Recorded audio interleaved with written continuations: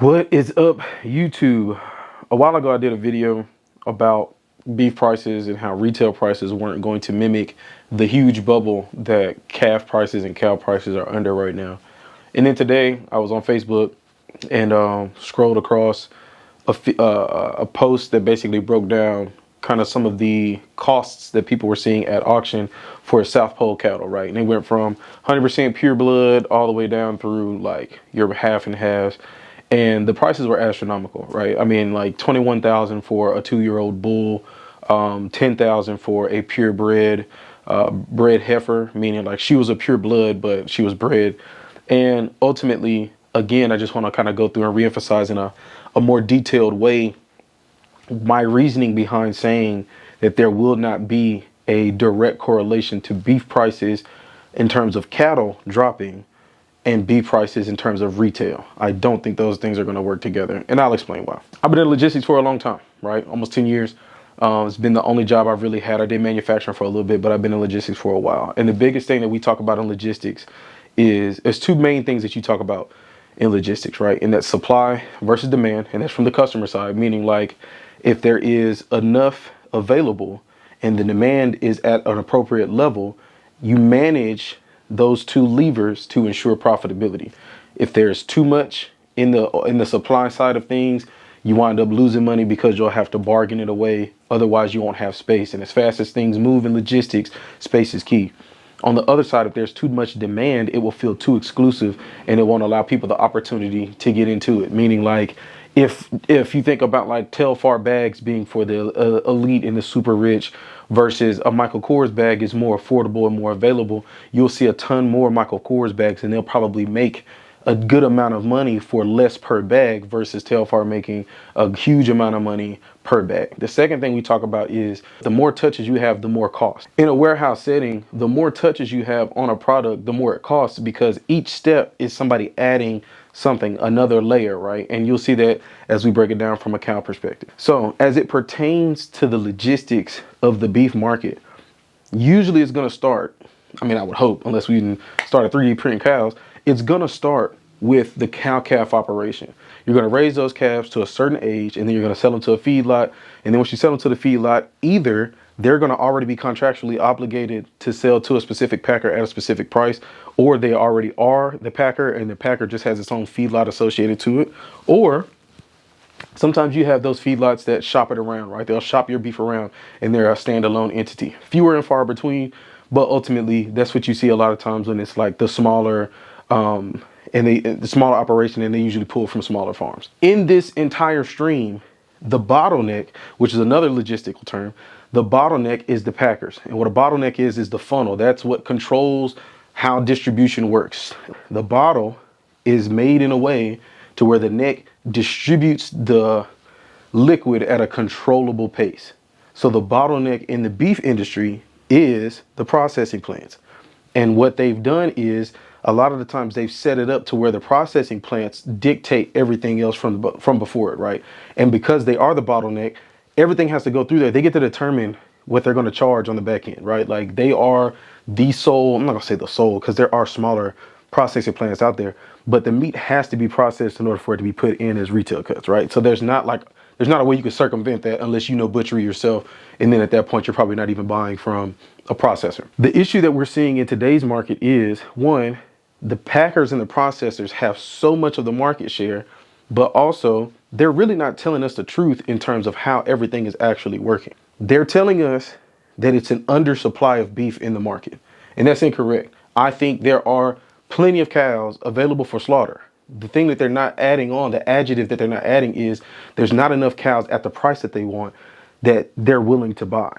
Prices right now are outrageous. Think about the numbers I gave you a second ago. $10,000 for a purebred, small framed, because South Pole is not a big breed. So I'd say small to medium framed animal, $10,000 for bred, not cow and calf, just bred. It was $17,000 for the same cow with a calf. That is the cost to the farmer. And again, I told you, touches add cost. So that's the cost to the farmer. The farmer's going to raise that cow. So it cost me 17, it cost me 10K to get that cow. It had a calf, thank God. Whoo, had a calf. I need to make my 10K back. So that's part of my cost for the year. I'm going to add that into taking care of it, mineral, antibiotics, feed, grain, whatever you're giving it. Anytime anything happens to it, I'm hedging my bets on that. And I have to get that money back at the end of the year. Otherwise, I'm going to go broke, right?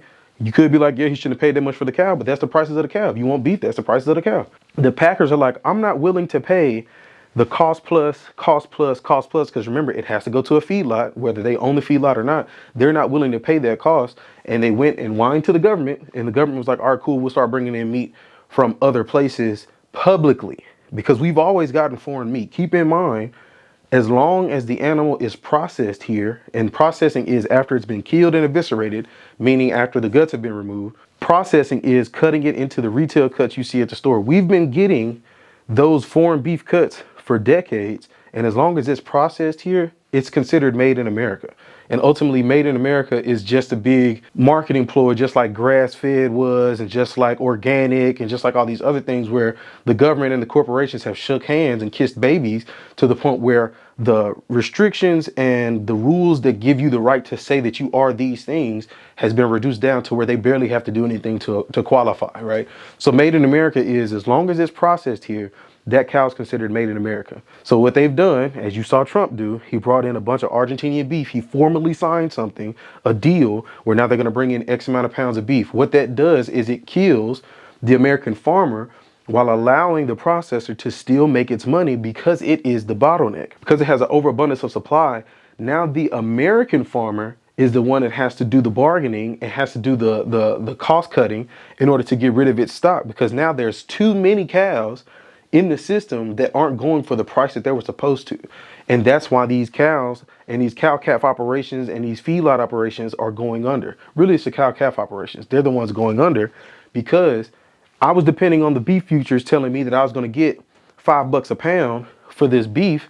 But because the markets are now flooded with foreign beef as well as domestic beef, the price of beef has gone down to $4.50 or $4. So instead of me getting $20,000, now I'm getting 16. That might put me in the red, right? Not to mention, I'm trying to figure out a way to grow my operation, to increase the amount of cattle that I have, to optimize my operation. It's not going to give me the opportunity to do fixes around the farm. It's not going to give me the opportunity to buy more cattle if I need to. I'm going to have to renegotiate and figure out how I can make things work. The reason it doesn't change anything on the retail side is a cow is a cow. The processing plants don't get cows in terms of kill weight. They're thinking about cows in terms of hanging weight. To them, a beef is a beef. Whether I get it from Argentina, if I get it from Africa, if I get it from Mexico, China, Russia, or America, that cow is a cow. So I'm going to slaughter it, I'm going to eviscerate it, and its hanging weight is its hanging weight. The same time it takes me to cut, it's going to cut. The same time it takes me to wrap and do all those things, it's going to be wrapped. Weigh is going to be weighed. Like, that doesn't change. And because that doesn't change, the retail price will not change. And think about it this way. When you think about cost, and this is just business, right? You think about cost versus profit, or cost versus revenue as it pertains to a meat packer. The cost is basically what I'm paying for the cow after everybody's got their touches, after everybody's done their shipping, after everybody's done the feedlots and all that stuff. That's what I'm paying for. I'm paying for something that I can slaughter, eviscerate, process, and sell.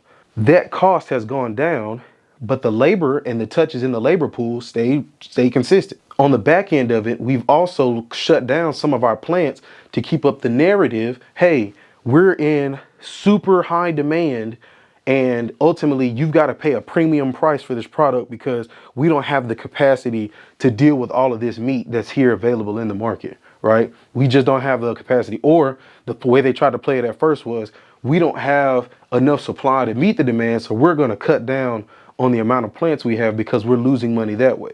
When in actuality, they were losing money because they were paying higher prices, and they couldn't justify raising the prices as much as they wanted to keep the same percentage on the profit to the retail customer, because we would have revolted. So they shut down some plants. That squeezes the bottleneck closed slower. So now there's less coming out at a time. That also shut down a plant. So now there's less capacity. So now I can't process as much, but now I've brought in more supply, which means there's more demand to be processed, if that makes sense.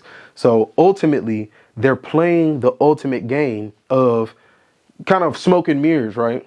And literally, we're going to be the ones paying the price. They've done what they need to do on the back end to make sure that on the front end, we're going to be paying through the nose, all while killing the American farmer. And keep in mind, Now that they've got this foreign beef and they don't have to buy from small farms or smaller operations, a lot of these packers have their own end-to-end operation where they have completely cut out the middleman altogether. That is where the monopoly side of the game starts to come in, and slowly but surely that's what everything is going to, because monopolies ensure guaranteed profit at whatever margin that the corporation feels like it should be getting. Just want to go in a little bit more detail. I'm pretty sure I left a lot of meat on the bone there. I'm not sure if I covered everything I really wanted to, but I don't want this video to be too long because a lot of you guys already know this information. This is more so for people who don't know or people who are kind of trying to get into it to get a baseline understanding.